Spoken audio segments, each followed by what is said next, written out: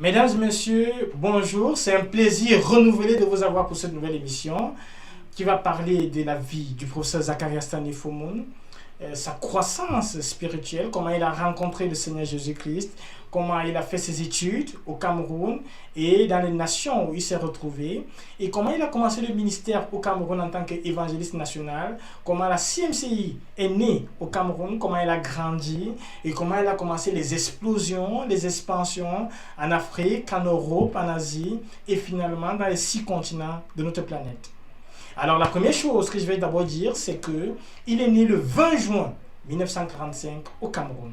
Son père s'appelait pasteur Solomon Fomon Tani, qui était aussi un pasteur presbytérien, et son père avait assez de caractère. Comme ça, en 1939, il était évangéliste et on l'a envoyé dans des zones jugées assez dangereuses dans le nord-ouest du pays, une zone qu'on appelait Ngouo, qui était réputée pour son cannibalisme. Et son père s'est levé et il allait prêcher l'évangile dans cette localité-là aux grandes dames de sa famille qui avaient peur pour sa vie, mais il a préféré se rendre là-bas pour prêcher l'évangile, pour vous dire le tempérament et le caractère que papa Solomon Fomon Tani avait. Donc, comme je l'ai dit, il est né le 20 juin 1945. On va écouter quelques éléments comme ça de sa croissance, de son enfance pendant les 11 premières années, parce que nous allons présenter sa vie pendant 6 saisons, les 10 premières années, les 10 années qui suivent, jusqu'à ce que le Seigneur le rappelle dans la gloire.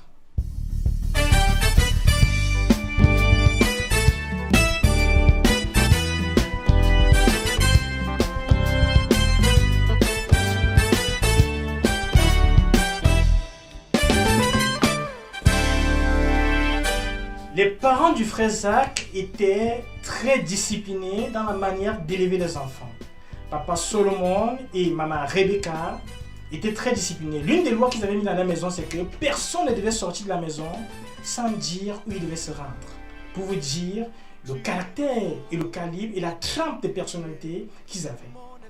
Autre chose, c'est que papa Salomon et maman Rebecca s'aimaient mutuellement. Il y avait une chanson même qui avait été créée dans leur village qui parlait de l'amour qu'ils avaient l'un pour l'autre. Ils s'aimaient tellement au point où les gens du village avaient créé un chant pour eux.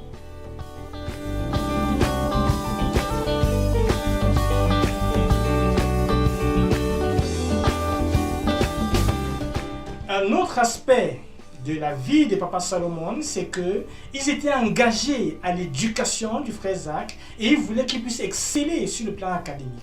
L'une des choses qu'ils faisaient, c'est qu'ils organisaient, pendant qu'il y avait des concours régionaux pour les élèves de l'école primaire dans leur région, ils faisaient participer au frère Zach à ces concours pour des classes qui étaient supérieures à lui. C'est-à-dire que s'il était peut-être au cours élémentaire 1, on le faisait passer à ces concours pour les élèves qui étaient au cours moyen 1.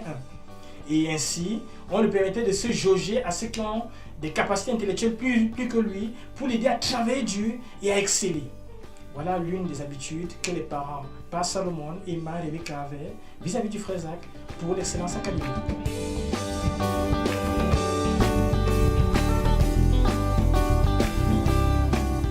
En 1951, alors que le frère Zach avait 6 ans, il se levait chaque jour à 3 h du matin pour chauffer l'eau à son père afin qu'il puisse se laver.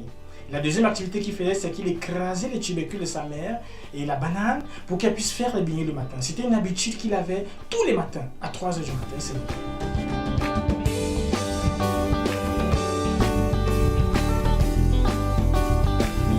Avril 1952, le frère Zach a presque 7 ans, il est inscrit à l'école presbytérienne de Wunenburg. Et il arrive avec 4 mois de retard à l'école. Il rattrape ce retard et à la fin d'année, il sort premier de sa classe. Assez exceptionnel.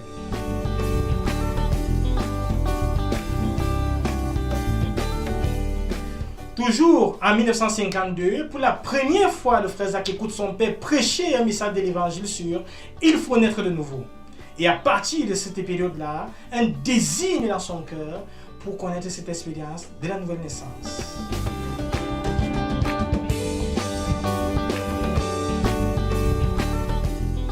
En 1953, le frère Zach a 8 ans et naît dans son cœur une passion et un amour inégalé pour son père. Il décide de travailler dans un grand champ où on va le payer 2 shillings à l'époque, la monnaie de l'époque. Et il va garder cet argent-là pour faire un don à son père qui en fut très étonné.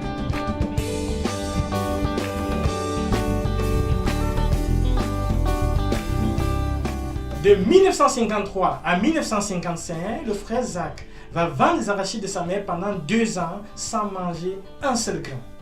Une honnêteté et intégrité inégalées.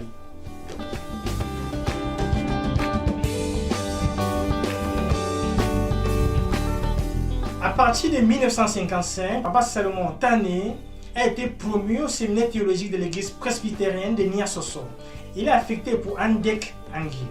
Et à cette même période, Maman Rebecca donne naissance à Calvin Atout Fomon.